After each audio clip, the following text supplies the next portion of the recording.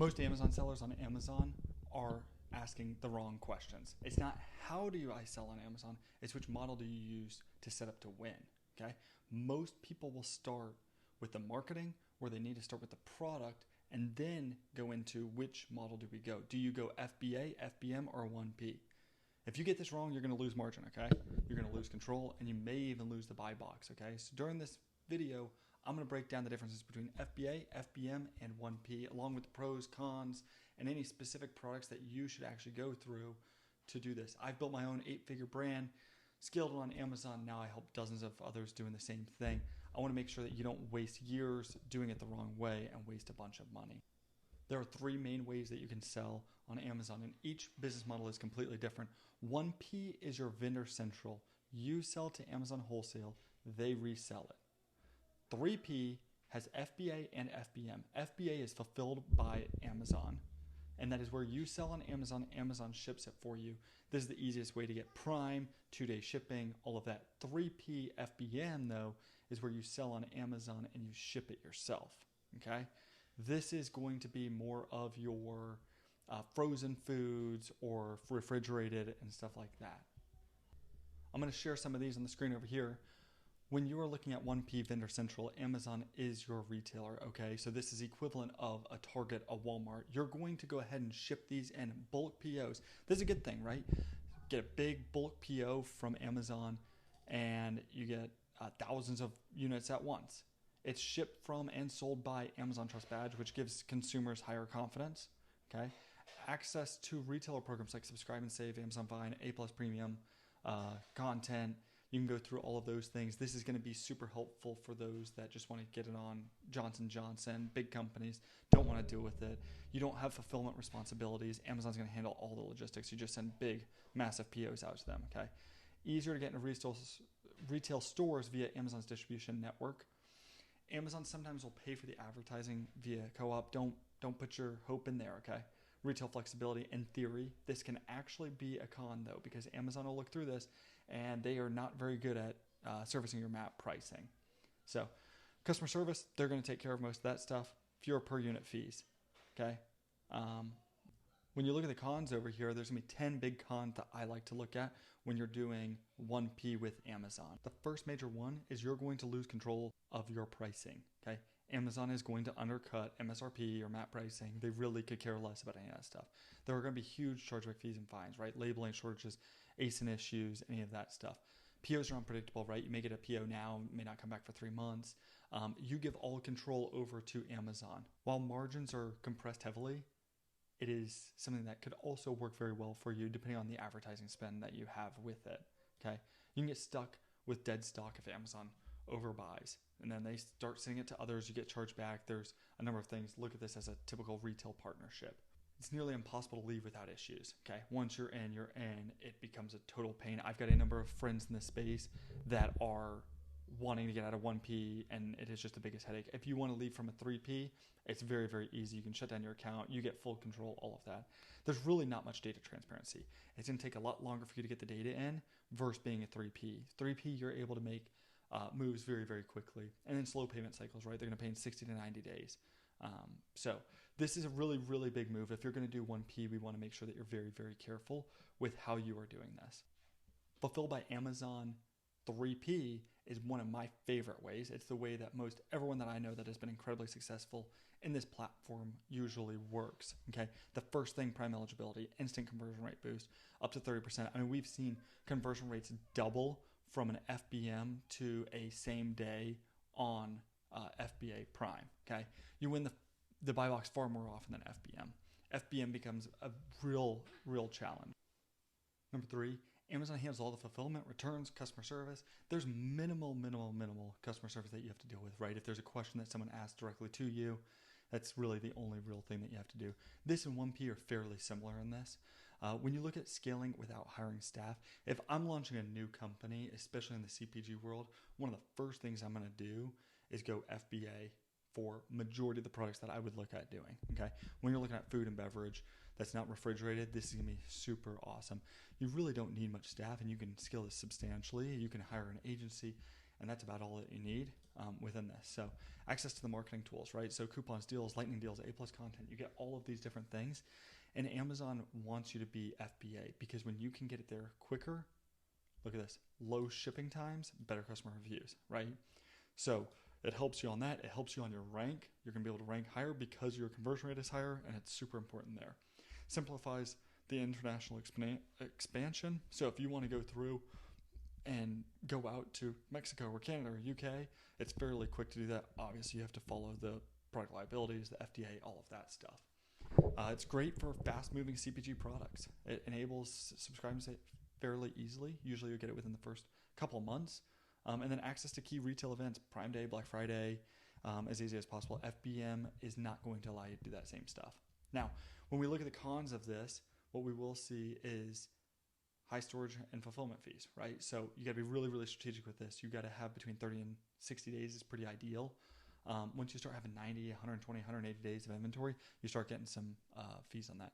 Inventory prep requirements, right? Now, it just depends on the product, but if you have labeling, bagging, expiration tracking, it just becomes a little bit more complex. It's really not huge.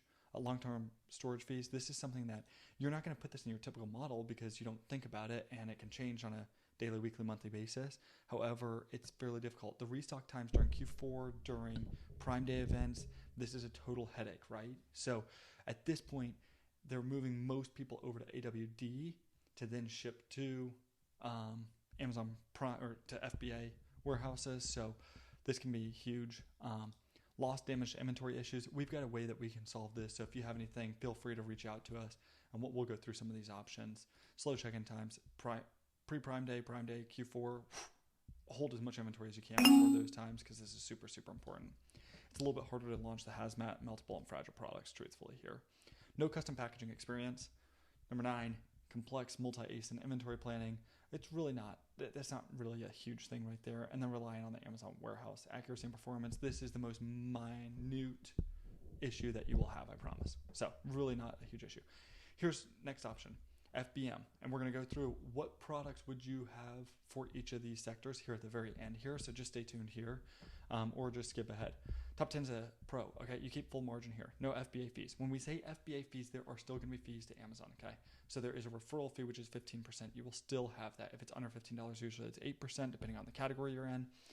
Total control over your pricing, inventory fulfillment, all of that. You can use your branded packaging, custom inserts. When you look at number 4, we get to sell oversized or restricted items that are not allowed in FBA.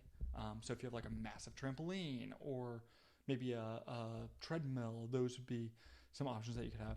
No warehouse compliance headaches, which is nice. So you can ship multiple, cold, hazmat, fragile goods, any of that.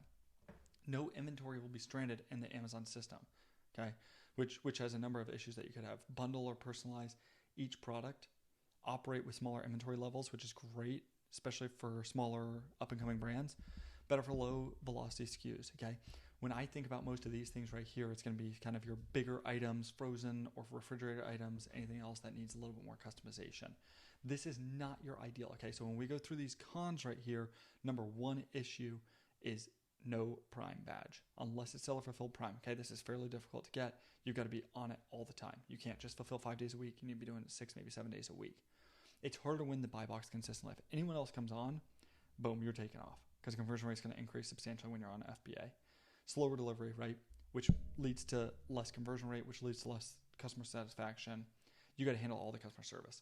If you have shipments that go out and are late, that hits your seller feedback. You cannot take that off. If FBA ships it late, you can pull that off. If somebody has a complaint on your product and they leave it as seller feedback, on FBA, you can get rid of that. On FBM, you cannot. You must handle all the customer service. The returns are your problem, okay? So you deal with that. You've got to get it back to you, et cetera, okay? Limited visibility on Amazon retail events. You're not going to be able to do Prime Day and some of these other ones. You're going to have to do a workaround for those. And then logistics is complex as it grows. Negative reviews are more likely if the delivery is delayed. Self-fulfilled Prime has strict performance measures. In fact, most of it is strict performance. If you miss more than 1% late, you're going to be in a load of it with Amazon. And then it's less scalable, okay? This is kind of the overall. When I think of most products, if someone generically comes to me and doesn't tell me anything about their product or anything there, I'm probably going to tell you go FBA. FBA is your ideal. Now, last thing I want to go through with this is the selling models. What is the best fit for the product types, and I'm gonna give you a couple of examples. So for 1P, one of the big things that I think about is if it's a low cost product, so you're thinking a couple dollar product, maybe this is your ketchup or anything like that. High volume CPG liquids or beverages, so beverages super expensive to ship. You would rather, if you have a Celsius, Alani, energy drinks, if you can sell that to Amazon, that's gonna be substantially better. Okay, items with thin margins, super important there. Products with national retail presence.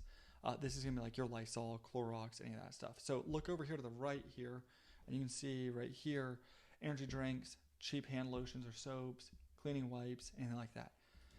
I'm gonna jump back to this one at the end, but 3P FBM, bulky oversized items. Okay, so if this is like maybe a big massaging chair, or we talked about trampolines earlier, or anything like that, that's likely going to go there. If it's a meltable product, cold chain, anything like that, you may switch it on and off. So if it's fine during winter months and stuff to ship all throughout the United States, Texas, it still gets warm and winter, still gets 60, 70 degrees. So you got to be careful there. But if it's custom or personalized SKUs, slower moving, higher ticket, hazmat, restricted, anything like that. So like furniture, frozen foods, fragile items, industrial tools. If it is not in this section right here, let's just say you are a gummy vitamin, that should be in the FBA side. Do anything and everything you can to not do it FBM, okay? If you have to, you can, but it is a backup of a backup option. If you ship late, if you ship yourself and have any issues, UPS was slow, USPS was slow, we know how these carriers are, they're not always perfect. Amazon takes no blame on it. That is fully on you. So if you are in this, now let's go back to 3P FBA, truthfully my favorite. If you see some of the biggest brands on Amazon, they're doing FBA, generically speaking. CPG brands with strong D2C play, supplements, snacks, beauty, light, fast-moving items are ideal for this. You'll be able to make a lot of money doing it this way. You have a lot of control. So when you think about your gummy vitamins, Ollie, Mary Rose, protein bars, RX Bar, Go Macro, skincare, sleep aids, nootropics, greens, powders, think about most of your food products out there that are shelf-stable of some sort. This is really, really ideal. The one thing that I did not add in here that would be also really interesting is for FBM, you could also do short shelf life products because Amazon will require you to have a shelf life. So with all that said, these are the different ways that we can go through this. It is very, very, very important. People are going to tell you, oh, you need to switch to 1P. You're going to sell a lot more. Amazon wants to sell a lot more. Amazon is not doing that. Amazon is pulling people out of 1P. I've heard if you're not doing 10 million a year on Amazon, they'll pull you out. Think about working with big brokers. If you're a small guy in that big pond, they do not care about you, okay? This is the same with Amazon. 1P is not going to solve your issues. What will solve your issues is being highly, highly strategic on how you go about this. And not every product is good on Amazon, truthfully. No one's going to say that, but there are a number of products I would not launch on Amazon. So it's very, very important to look through that. So which one should you take? Which one should you choose? Here's my take after building and scaling dozens of brands, okay? If you're just starting or you want to scale, go FBA. Generically speaking, go FBA. Look through my options there and you can kind of see. If you're a legacy brand already in retail, you may get pulled into 1P. Just do not lose leverage. Do not lose leverage, okay? If your product is huge, fragile, custom, frozen, go FBM. And if you're serious about scaling and don't want to guess your way through it, that's what we do.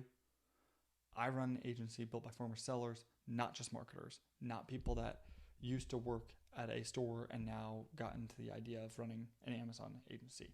I've done this before. I limit the brands that we work with. It allows us to scale. I scaled my brand 450% in 3 months, fixed what 7 other agencies never could do.